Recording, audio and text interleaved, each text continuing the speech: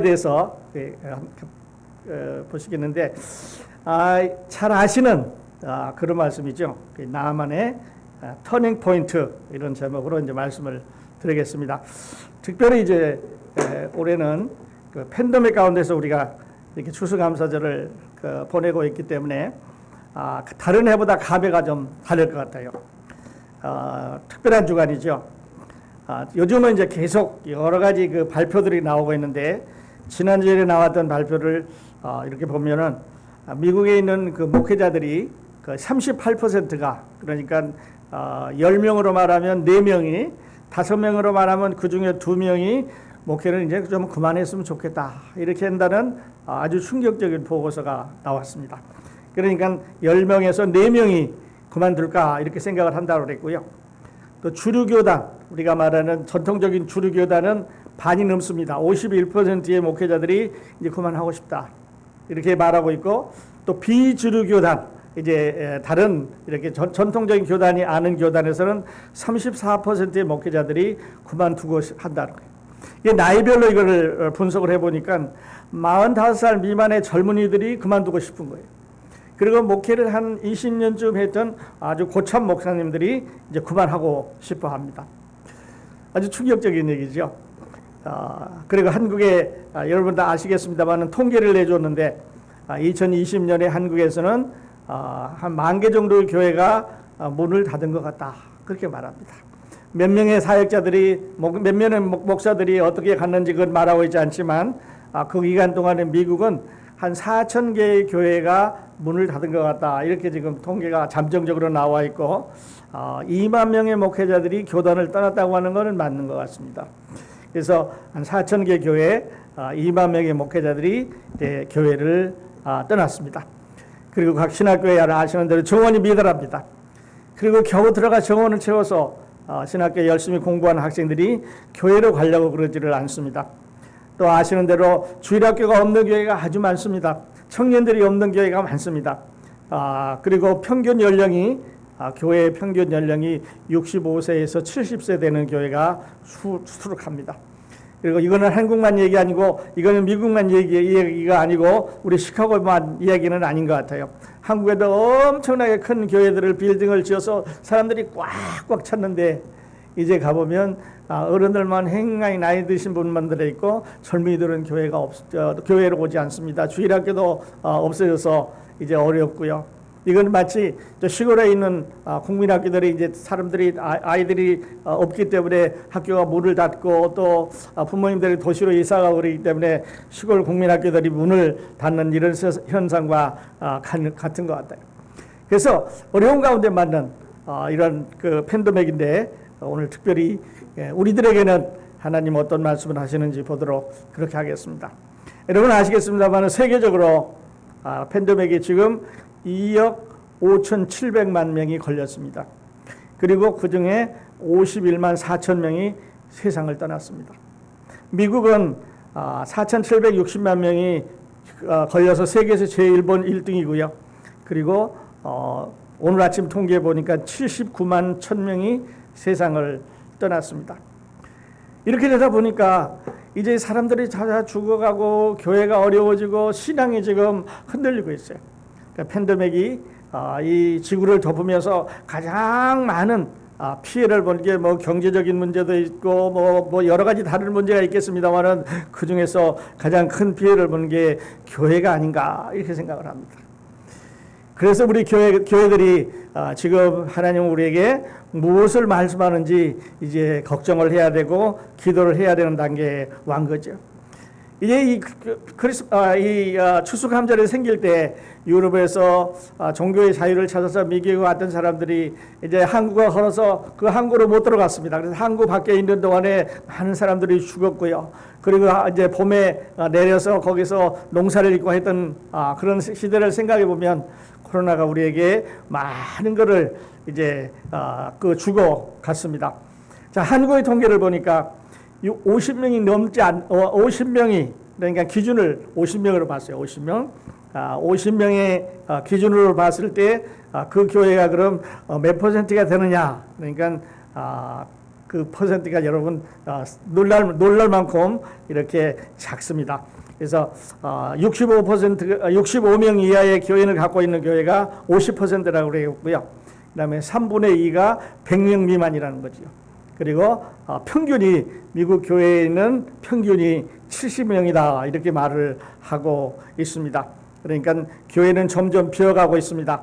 노인들은 장수하는데 이제 나이 많으신 분들은 교회 남아가 있지만 젊은이들은 교회를 떠나고 있고 이런 위기가 이제 우리 가운데 있는 거죠. 그런 가운데 우리는 하나님께서 그래도 잘 지켜주셔서 오늘 여기까지 왔습니다. 오늘 저는 여러분과 함께 아주 유명한 이 장군 하나를 소개해드리기를 원합니다. 이제 본문에서 말씀드렸습니다만은 나아만이라고 하는 장군이죠. 아주 훌륭한 이런 장군입니다. 아람 왕의 군대 장관, 이러니까 서열이 넘버 2입니다. 그러니까 유고시의 왕이 죽으면 왕의 자리를 올라갈 수 있는 두 번째 권한을 갖고 있는 사람인데 어쩌면 왕보다도 더 힘이 있는지 몰라요. 왜냐하면 이 사람은 군인이기 때문에 이제 조금 이따 말씀드리겠습니다만 여러 가지 왕이 갖고 있지 않은 것을 갖고 있는 거예요.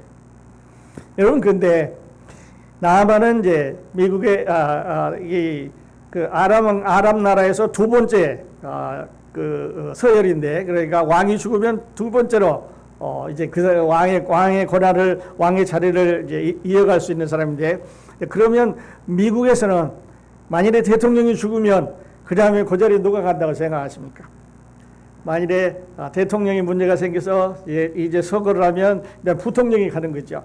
근데 대통령하고 부통령이 불행하게도 같은 비행기를 타고 가다든지 어떤 사고를 해서 둘 다 이제 자리를 그러면 세상을 떠나게 됐다. 그럼 세 번째 이제 권력자가 들어가게 되는데 거기는 이제 하원 의장이 가는 거예요.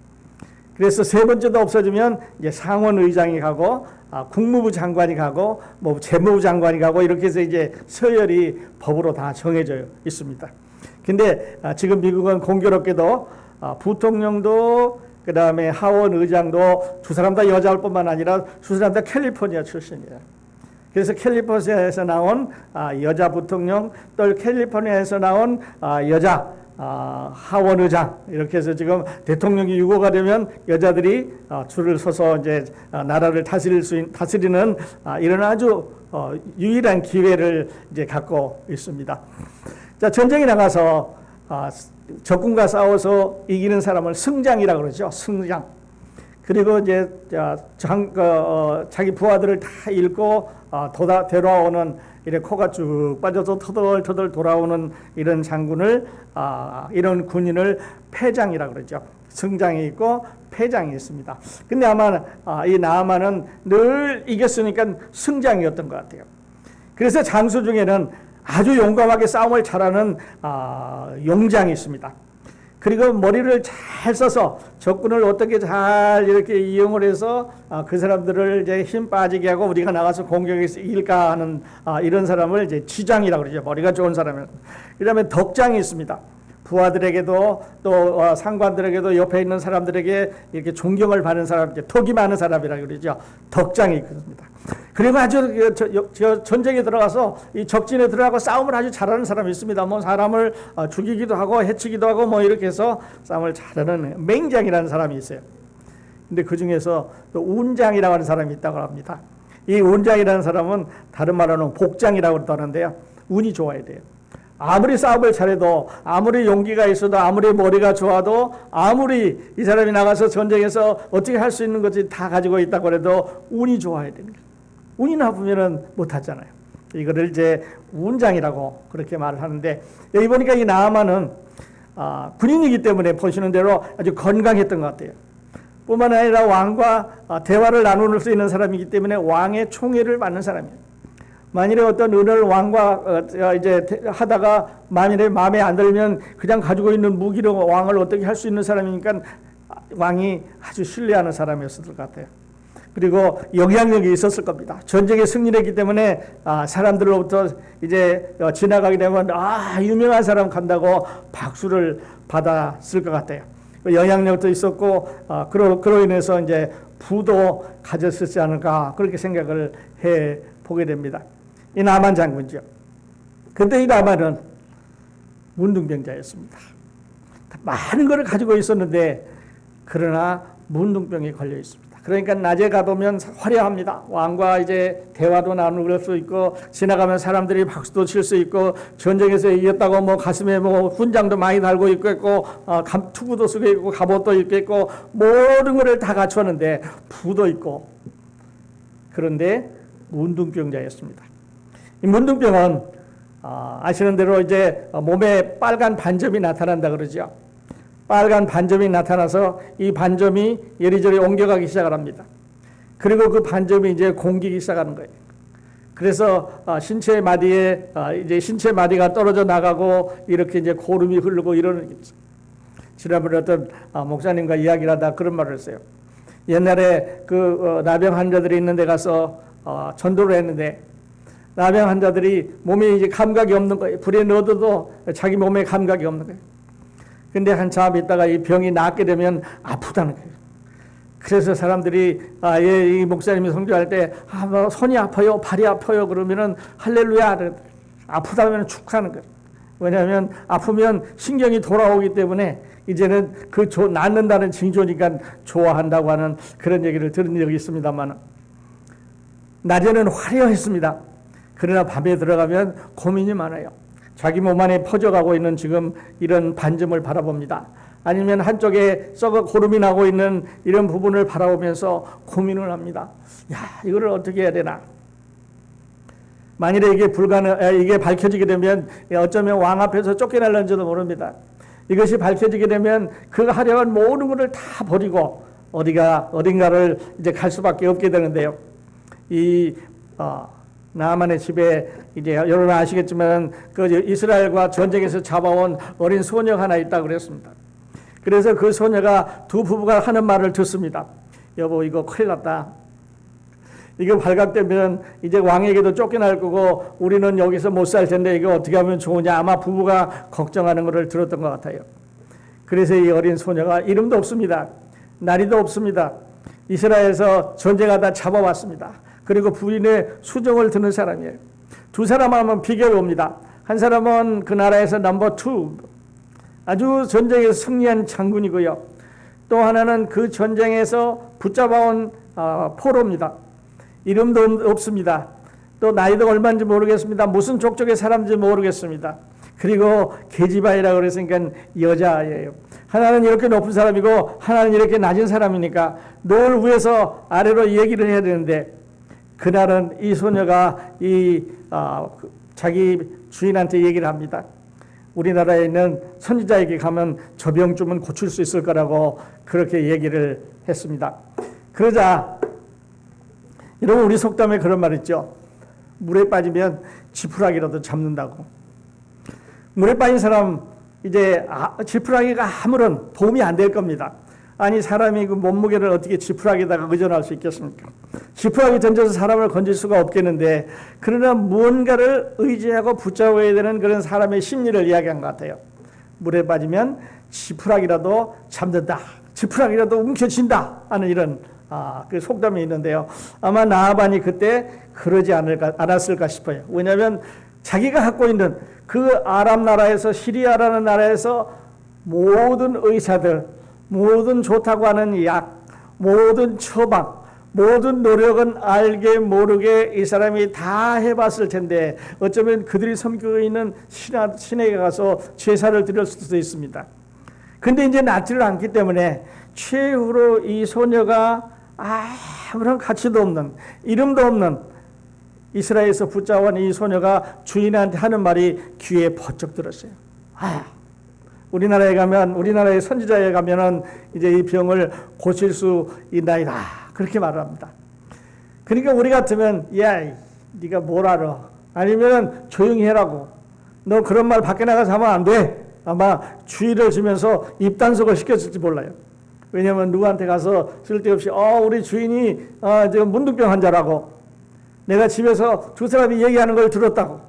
그 사람 지금 문둥병이라 곧 이렇게 온몸에 퍼져가지고 이제 얼굴도 뻘겋게 붉고 반점이 나타나면 이제 그 나라에서 그 직위를 잃게 될 텐데 그래서 그 소녀에게 이야기를 하지 못하려고 입단속을 했을지 몰라요. 그런데 나만은 그 소녀가 하는 이야기를 들었습니다. 그리고 이제 고민을 합니다. 내가 왕 앞에 가서 내가 이 이야기를 하면, 만일에 이 얘기를 하면 왕이 나를 이스라엘로 보내줄까? 아니면 화를 내고 파면시킬까? 아니면 붙잡아다가 저기다가 이제 따로 격리시켜서 사람들과 접근하지 못하도록 부정하다 외칠 정도로 이제 격리를 시킬까 하는 고민에 빠진 거예요. 그러니까 허락을 받아서 이제 왕의 허가를 받아서 이스라엘로 가야 되는데, 만일에 왕이 이 말을 이걸 안 들어주면 어떻게 할까 고민하는 거죠. 여러분 같으면 어떻게 하겠습니까? 그런데요, 하나님께서 이 나만의 마음에 함께 하셨던 것 같아요. 하나님께서 그 이름 없는 이스라엘의 여자, 그 여자의 이름, 그 여자의 나이, 그 여자의 족속, 아니면 그 여자의 많은 것들을 하나님만 알지 성경에는 어디에도 말씀하고 있지 않습니다. 그리고 그 어린아이, 그 가치 없는 소녀가 그 나라의 넘버 투인 장군에게 얘기했을 때 장군의 마음을 움직일 수 있었던 것은 그 소녀의 힘이 아니었던 것 같아요. 그래서 이제 나발은 왕 앞에 가기로 했습니다. 용기를 낸 거지요. 우리는 이런 거를 터닝 포인트라고 말합니다. 가자. 가서 어떻게 되는 한이 있더라도 가서 내가 왕과 한번 이야기를 해보자. 그래서 가서 이야기를 합니다. 보통 같으면 어떻게 보면 왕이 그냥 그 자리에서 화를 팍 내면서 이 사람 여태까지 날 숨겼구나. 이런 이제 파면이다. 아니면 너는 밖에 나가서 저기 따로 이제 격리돼서 살아야 된다. 이렇게 할 수밖에 없는데 하나님이 역사를 하셨던 것 같아요. 그 소녀가 말한 대로 이제 왕에게 일렀습니다. 임금님, 사실은 내가 이래저래 지금 이게 문둥병에 걸려가지고 고민이 많습니다. 이게 자꾸 퍼져나오는데 누가 의논할 수는 없고, 그런데 나라에 있는 여러 가지 의사와 여러 가지 처방과 또 여기 있는 그 신들에게 제사들 드리고 이게 제물도 드리고 해봤는데 낫지를 않은데, 이스라엘에 가면 거기 선지자라는 사람이 이 문둥병을 고친다고 하는데 저게 갈 수 있도록 해주십시오. 그랬더니 뜻밖의 왕의 대답이 가라. 그렇게 말합니다. 가라. 가서 문둥병을 고쳐가지고 와라. 그렇게 말합니다. 그러면서 선지자에게 가는 게 아니라 이스라엘 왕한테 편지를 써줍니다. 편지를 써서 이스라엘 왕, 이 사람을 내가 보내는데 편지를 가지고 가거든 이 사람 문둥병을 고쳐주십시오. 이렇게 보냅니다. 그러니까 나만이 실수가 여기서 첫 번째 나오는 거예요. 이제 5가지 실수를 하게 되는데요. 그 중에 이제 첫 번째 거예요. 나만은 5가지 실수를 하면서 6번 터닝 포인트를 만들어 갑니다. 그래서 이제 왕이 써준 편지를 갖고, 그리고 이제 그동안 모아놓았던 재물을 갖고 갑니다. 그러니까 75파운드, 금 150파운드, 죄송합니다. 750파운드, 금 150파운드, 그리고 비싼 옷 10벌을 가지고 가는데요. 이거를 다시 오늘날 화폐로 한번 환산을 어떤 사람이 했어요. 그러니까 한 500만 불 정도, 500만 불어치가 된다는 거죠. 그러니까 500만 불어치의 큰 이런 선물을 가지고 이제 아마 말에다 실었든지 나귀에다 싣고 가겠죠. 그리고 가서 문둥병만 고치면 이거를 줄이라 이렇게 생각을 하면서 가는 거예요. 나만의 2번째 실수는요, 생각이 틀렸습니다. 돈을 가지고 가서 문둥병을 고치려고 생각하는 거예요. 첫 번째는 선지자에게 가야 되는데 왕에게 갔습니다.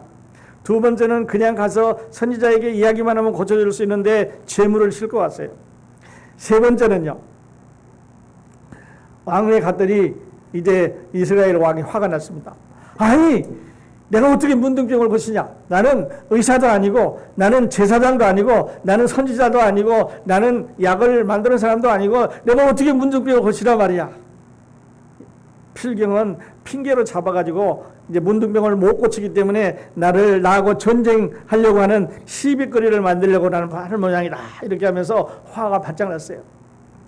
그랬을 때 이 엘리사라고 하는 이 선지자가 이야기를 듣습니다. 그 사람 나한테 보내라고. 그래서 이제 이 나만이 그 엘리사의 집으로 이제 갔습니다. 엘리사의 집에 들어가서 앞에 섭니다.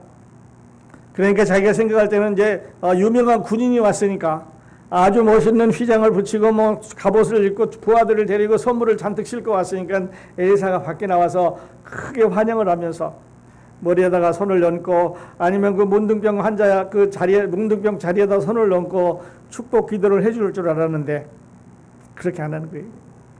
어떻게 하라고 그랬어요? 가서 저 요단강에 가서 몸을 7번 담그라 씻으라 그렇게 말합니다. 그러니까요. 이 나만은 굉장히 속으로 미운 거예요. 굉장히 속으로 이해할 수 없는 거예요. 여러분 식당에 가시면 한국 식당에 가면 저도 좀 많이 좋아합니다만 곰탕이라고 하는 식사가 있어요. 요즘 날씨가 추우니까 아마 곰탕이 좋을 것 같아요. 근데 그 곰탕은 이름은 곰탕이지만 그 안에 곰이 없습니다. 그 옆에 가면 붕어빵을 파는데요. 이름은 붕어빵이지만 그 속에 붕어가 없어요. 호두과자라고 말하지만 호두과자 속에는 호두가 없습니다. 개떡이라고 말하지만 그 속엔 개가 없어요. 국화빵이라고 말하지만 국화가 없습니다. 칼국수라고 말하지만 그 속에 칼이 없어요. 새우깡이라고 말하지만 그 중에 새우 냄새는 나지만 새우가 없습니다. 눈깔사탕이라고 하는 과자가 있는데 거기는 과자가 이렇게 크다는 얘기 눈깔이 있는 게 아니에요. 그러니까 이름은 건사한데 그 속에 실제 내용물이 없는 이런 경우를 우리는 많이 볼 수 있습니다. 곰탕에 곰이 없는 것처럼 중요한 거는요. 하나님의 교회에 구원이 없다는 거예요. 오늘 교회들이 이렇게 무너지고 성도들이 힘들어하는 이유가 어디 있습니까? 그들에게 구원이 없기 때문에 그런 거예요. 교회가 존재하는 이유가 어디에 있었습니까? 예수님께 세상에 오셔서 이 교회를 세운 목적이 어디 있습니까? 거기는 예수 그리스도의 복음을 전하기 위해서 그랬습니다. 모든 사람이 십자가의 은혜로 구원받게 하기 위해서 모여드는 장소로 교회를 만들었는데요. 교회가 어떻게 됐습니까? 체육관처럼 됐습니다. 교회가 어떻게 됐습니까? 그냥 놀이터가 됐습니다. 장난터가 됐습니다. 사람들의 모이기에 좋은 거가 됐습니다. 설교를 들었는데 그 설교 안에 복음이 빠졌습니다. 예수 그리스도의 구원의 십자가에 보혈이 빠지는 거예요. 칼부리가 없는 거예요. 설교를 아무리 들어도 재밌는 얘기 많이 합니다. 지난주일에 어떤 목사님 설교하면서 자기 부인이 잠자다가 입을 벌리고 있다는 얘기를 했어요. 깜짝 놀랐습니다. 이 시간은 그런 시간이 아니에요. 우리는 하나님의 말씀을 생각하는 그런 시간입니다. 그런 얘기는 좋아하는 것 같아요, 사람들이. 그러니까 사람들은 또 그런 얘기만 하는 거예요. 목사님, 이제 세상 사는 데서 스트레스 많이 받으니까 교회에서 지옥 얘기 좀 하지 마십시오. 그래서 지옥 얘기를 하지 말자는 거예요. 그러니까요, 다 빼버렸어요. 그러니까 마치 붕어빵은 붕어빵인데 붕어가 없는 거죠. 그래서요, 십자가 없는 설교. 신자에게는 성령이 없습니다. 예수님의 사람들한테 성령이 안 계시는 거예요. 왜냐하면 구원받은 적이 없으니까. 구원받아야 성령이 들어가는데 구원받지 않았으니까 성령이 들어가지 않는 거예요. 요즘 얼마 전에 이런 화면이 나왔는데요. 뉴욕의 맨하탄에 거리 가면 아주 비싼 명품의 그 가방이라든지 액세서리들이 그냥 길거리에서 저렇게 판다는 거예요. 그래서 뉴욕의 그 차이나타운은 아주 짝퉁의 그 명소다 이런 말을 하고 있는 걸 제가 들었어요. 무슨 얘기예요? 가짜 이름은 똑같은데 내용은 틀리는 거예요. 그래서 이름은 아주 훌륭한 이름을 갖고 있는데 사람들은 그 명품은 좋아하지만 그러나 실제가 아니라는 거죠. 우리 그리스도인들도 우리 교회도 이런 거에 너무 익숙해지지 않나 하는 그런 생각을 해보게 되는 거죠. 나아만은요, 이제 네 번째 실수를 합니다. 어떤 실수를 하냐면, 엘리사에게 가가지고 나오셔서 이제 내 아픈 데다가 손을 얹고, 나를 하나님 앞에 축복을 빌어서 이 몸을 고쳐줄 줄 알았어요. 근데 방 안에서 나와보지도 않고, 손은 대지도 않고, 가서 요단강에 가서 몸을 7번 담그라. 그렇게 말합니다. 이게 화가 났어요. 아니 내 생각에는 지가 나와가지고 아무리 이스라엘의 선지자라고 하지만 내가 지금 이런 사람인데 이렇게 유명한 사람인데 이렇게 성공한 사람인데 이렇게 명성 있는 사람인데 나에게 와서 이걸 고쳐줘야지 가서 물에 들어가라고 화가 난 거예요. 어떻게 했습니까? 이 네 번째 실수는요. 자기 생각에 이렇게 했다는 거죠. 내 생각에는 그가 나와서 상처를 고쳐줄 거라고 생각을 했어요. 오늘날 교회도요. 이런 거를 자기들이 만든 복음이라고 말하는 거예요. 그래서 사람들은 하나님도 만들고요. 사람들은 자기 복음도 만들어냅니다. 그래서 자기 판단으로 사람들을 정죄를 하고 자기가 갖고 있는 기준으로 정죄를 합니다. 그래서 어떻게 됐습니까? 우리끼리 서로 상처를 받고 어려운 가운데 들어가게 그렇게 됐죠. 멋대로 판단합니다. 칼을 막 휘두릅니다. 그래서 서로 상처를 받고 사람들이 이제 한국교회에 있는 데는 가기가 싫다는 거죠. 왜냐하면 여기서 만났던 상처받은 사람이 저기가 돼 있고 저기서 상처받은 사람이 저쪽에 돼 있으니까 이제 서로 만나고 싶지 않고 가고 싶지 않다고 말하는 거예요. 우리 그런 건 너무 많이 봤습니다. 이 잘못된 생각 가지고 갔습니다. 그리고 이 나만의 다섯 번째 생각은요. 다섯 번째 실수는 태도가 옳지 않았습니다. 그러니까 내가 그 물에 가서 어떻게 나같이 유명한 사람이 그 더러운 물에 가서 씻는단 말이야. 우리나라에 가면 그보다 훨씬 더 깨끗한 강들이 많이 있는데 왜 이스라엘까지 와서 그 더러운 물에 내가 들어가야 된단 말이냐. 이런 이야기를 하는 거죠. 이런 걸 다른 말로는 체면이라고 그래요. 체면. 내가 체면이 있지 이렇게 성공한 사람이 어떻게 거기 들어가겠냐. 교회에서요. 요즘 사람들 참 많이 만나봅니다. 그런데 만나서 이야기하다 보면 저 사람 참 구원 받은 게 분명하구나. 저분은 하나님 그 안에 성령이 계시는 게 분명하구나 하는 것을 알 수 있는 사람이 있어요. 그리스도의 냄새가 나는 거죠. 그리스도의 향기가 납니다. 그 말에서 그 움직임에서 그 표현에서 그리스도의 향기가 나네요. 또 어떤 사람은요. 그리스도의 향기가 전혀 안 나는 이런 가짜 같은 그런 사람들이 있어요. 모양은 그리스도인데 모양은 그렇다고 하는데 모양은 장로라고도 하고 집사라고 하고 권사라고도 하고 뭐 안수집사라고도 하고 뭐 이렇게 하는데 향기가 안 나는 사람이 있어요. 구원받기 제일 어려운 사람들이 그런 사람들이에요. 그래서 어떤 체면 문화라고 그러죠. 체면 문화. 한국의 체면 문화는 세계적으로 유명한 거예요. 그 영국의 어떤 작가가 한국에 와서 살다가 이제 책을 적었어요. 그래서 이 사람이 지적한 게 뭐냐면 한국은 체면 문화다. 그래서 어떻습니까? 사람들한테 잘 보이를 원하는 거예요. 그래서 잘난 척하고 있는 척하고 잘 나가는 척하고 돈이 많은 척하고 거칠에다가 과시욕에다가 그래서 좋은 차를 탑니다. 사람들이 이제 결혼식장에 많이 안 오기 때문에 돈을 주어가지고 우리 결혼식장에 좀 와라. 그래서 결혼식장마다 그 사람을 불러주는 그런 사람들이 있다고 그랬어요. 그래서 그냥 불러주면 우르르 가서 돈 받고 앉아서 이야 결혼식장에 사람들이 많다. 저 집은 100명 왔는데 우리는 150명이 왔다. 이런 하객을 동원하는 그런 나라가 되어버렸다는 거죠. 구원받는 것도 그래요. 내가 태어날 때부터 어머니 품 안에서부터 모태신앙으로 교회 다녔는데 내가 구원 같은 건 그때 받은 거지 이렇게 자랑하는 사람이 있어요. 체면 문화입니다. 우리에게는 체면이 필요 없어요. 미국을 실용 문화라고 그러죠. 실용. 그래서 실용적입니다. 체면 차릴 게 아니라 실용적으로 청바지 입고 나가서 일하고 그 다음에 타이 이렇게 안 하고 그 다음에 그 필요한 데 나가서 일을 하는 이런 문화죠. 그래서요 이제 5번 이렇게 실수를 합니다. 그런가 하면은 나만은 이렇게 치료를 이제 받기 시작을 하는데요. 자 가라. 그러니까 어디로 갔습니까? 강으로 내려갔습니다. 강으로 내려가서 이제 그 물속에 담기게 그렇게 하는 거죠.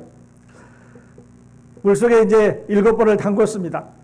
근데 그 담궜다고 하는 거는 물속에 들어가라고 하는 그 물이 깨끗하게 하는 게 아니라 들어가서 순종하느냐 안 하느냐는 그 선지자의 말이 병을 고치는 거예요. 그러니까 하나님의 말씀이 그냥 환상적이고 뭔가가 이게 몸에서 확 일어나야 하늘나라의 이름이, 생명책의 이름이 기록되고 하늘나라를 갈 수 있는 것이 아니라 하나님의 말씀에 순종해서 예수 그리스도의 말씀을 기록해 있는 성경에서 말씀한 대로 내가 만일 내 입으로 예수를 주로 시인하며 하나님께서 그를 죽은 자 가운데서 살리신 것을 믿으면 구원을 얻으리니 사람이 마음으로 믿어 의에 이르고 입으로 시인하여 구원에 이르느니라. 그러니까 하나님의 말씀을 믿으면 되는 거예요. 야, 내려가서 물이 깨끗하든 더럽든 간에 들어가서 물에 7번 담그라고 하는 것이 문제지 좋은 물, 깨끗한 물이 아니에요. 물을 얼만큼 이제 몸에 묻혔느냐 그런 게 아니에요. 횟수가 문제가 아니라는 거죠. 그래서 나만이 들어가서 몸을 1번, 2번, 그래서 7번 씻었더니 몸에 살결이 어린아이 같이 됐더라. 그렇게 성경은 말하고 있어요. 물속에 들어가면서 아마 나만은 모든 것을 다 포기했을 겁니다. 첫 번째 명성을 포기했습니다. 두 번째 체면을 포기했습니다. 부를 포기했습니다. 그리고 절망적인 상태에서 모든 것을 다 버리고 물속에 7번 던져 나서 7번째 물속에서 이제 나오자 그에게는 문둥병이 없어졌습니다. 그리고 생명과 새 희망을 얻었습니다. 이야, 문둥병이 이제 나았다. 이렇게 해서 고침을 받았다고 하는 거죠. 그래서 나아만은 6번의 터닝 포인트를 갖고 있는데요. 첫 번째는 소녀의 말을 듣고 왕에게로 갑니다. 야, 네가 뭘 알아?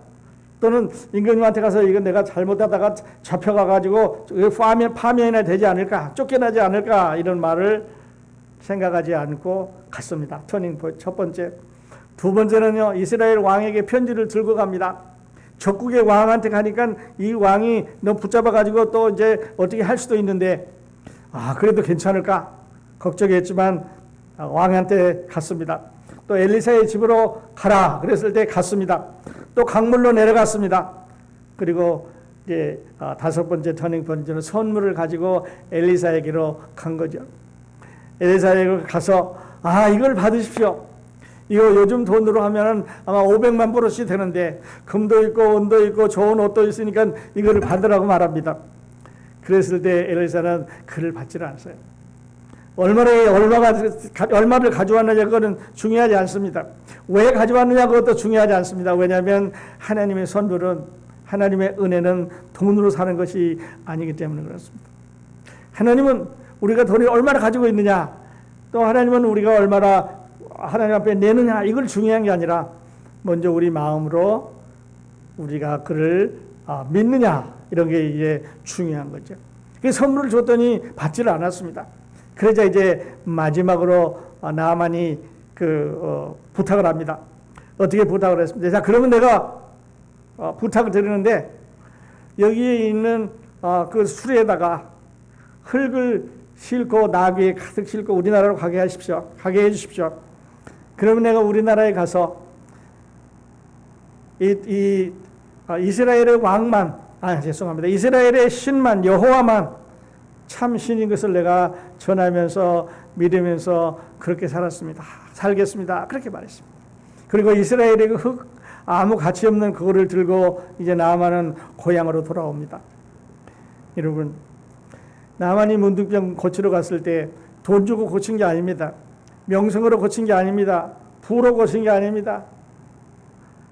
가지고 있는 파워로 고친 게 아니에요. 또 장군이기 때문에 힘으로 고친 게 아니라 엘리야라고 하는 이 사람이 이 선지자가 하는 말을 듣고 그대로 순종했을 때 고쳤습니다. 체면 다 내려놨습니다.